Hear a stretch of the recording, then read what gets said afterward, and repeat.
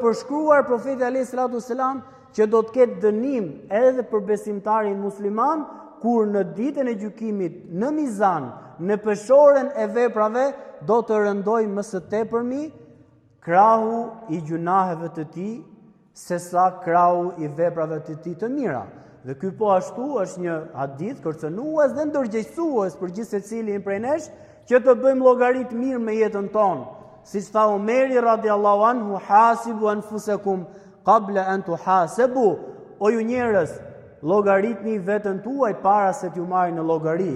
Dhe llogaria duhet të bëhet çdo ditë. Kur e mbyll njeriu mbrëmjen e tij, le të bëjë një llogari.